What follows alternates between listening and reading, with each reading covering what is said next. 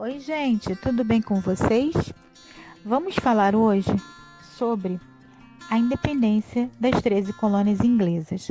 No vídeo que eu deixei no YouTube sobre o sistema colonial, nós vimos que as 13 colônias foram divididas em Norte, Centro e Sul.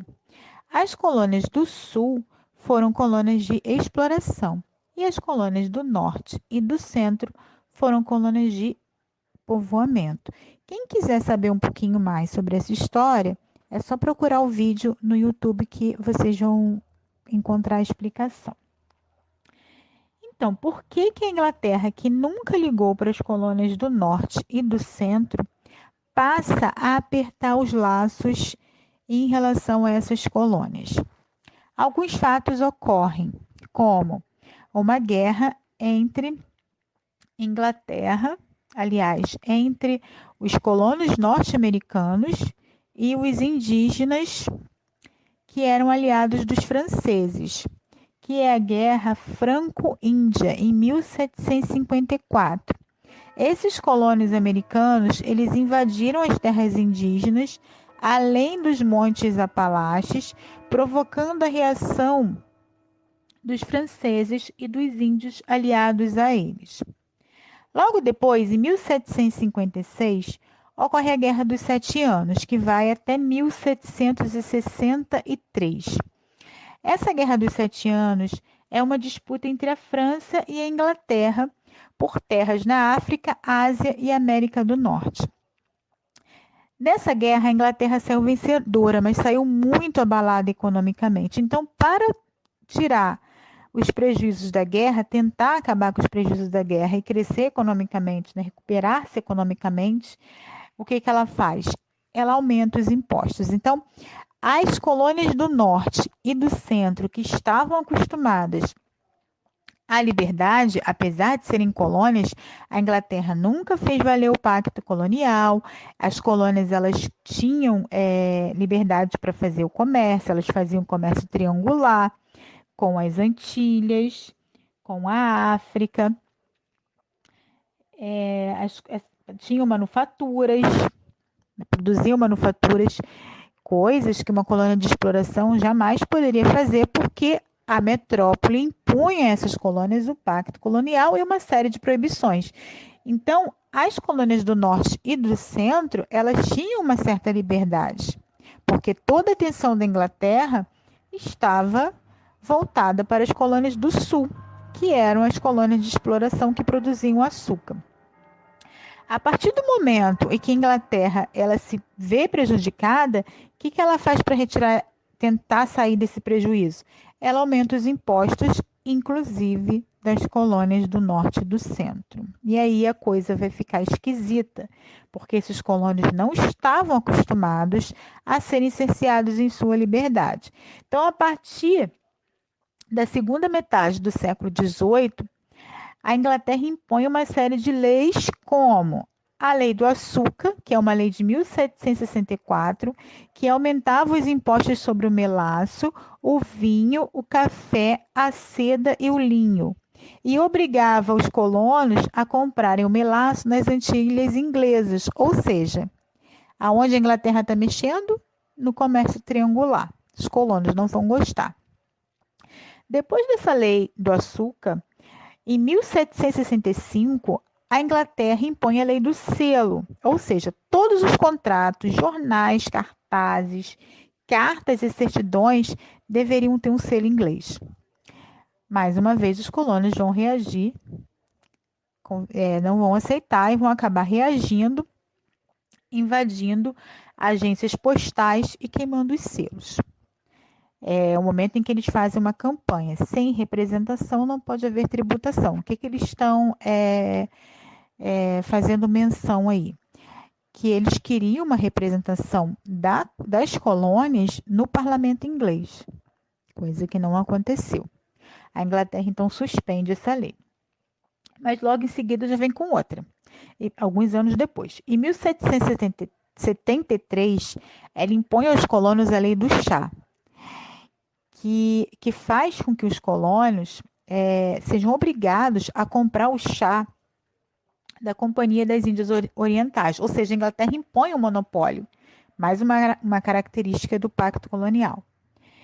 E aí esses colonos não aceitam, obviamente, e disfarçados de índios, são cerca de 150 deles, eles invadem os navios que estão ancorados no porto de Boston, eram 3, e atiram o chá ao mar. Esse episódio é conhecido como Tea Party, ou Festa do Chá. E, obviamente, os ingleses não vão gostar também, né? Diante desse fato, os ingleses impõem as chamadas Leis Intoleráveis, que é de 1774.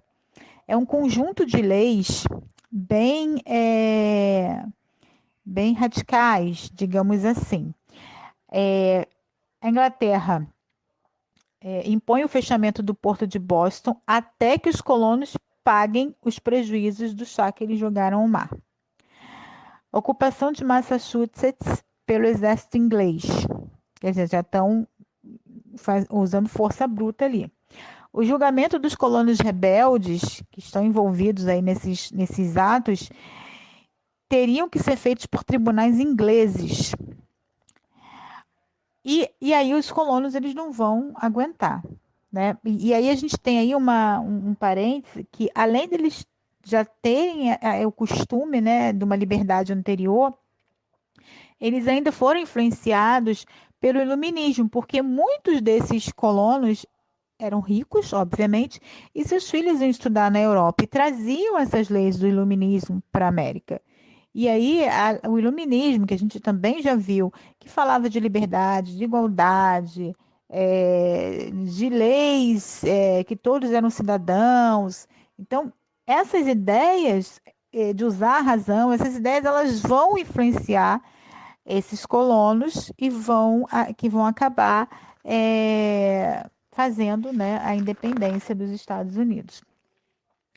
Diante disso tudo, os colonos se reúnem em 1774 no chamado Primeiro Congresso da Filadélfia. Nesse Primeiro Congresso da Filadélfia, eles vão redigir uma lei, vão redigir um protesto contra essas leis intoleráveis. Os ingleses, em resposta, destroem um depósito de armas de controle dos colonos. E aí tem início as batalhas de Lexington e Concorde, a partir de 1775. Depois disso, há um segundo Congresso da Filadélfia, e nesse congresso eles resolvem pela separação, ou seja, ter independência das 13 colônias da terra. E é escolhido para liderar as tropas o George Washington, que mais tarde vai ser presidente do país recém-formado. Em 4 de julho de 1776, eles declaram a independência dos Estados Unidos, e essa declaração de independência ela é inspirada nas ideias de John Locke, de que o papel do Estado é para preservar os direitos de propriedade dos cidadãos, de que todos os homens nascem livres. Todo aquele discurso de John Locke você percebe na Declaração de Independência dos Estados Unidos. Obviamente, a Inglaterra não vai aceitar, eles vão continuar em guerra, é uma guerra que dura 6 anos, e nessa guerra, os colonos ingleses contam com a ajuda da França, da Espanha e da Holanda. E com essa ajuda, eles acabam vencendo a guerra, mas a Inglaterra só reconhece a independência em 1783 pelo Tratado de Paris.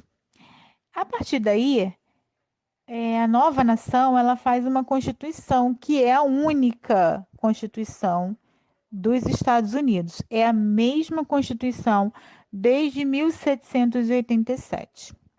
Aqui no Brasil nós já tivemos várias. O que eles fazem lá para adequar, obviamente, né, um documento de 1787, a gente está em 2020, então o que eles fazem lá emendas constitucionais, arrumar o que tem que ser modernizado, mas a Constituição é a mesma.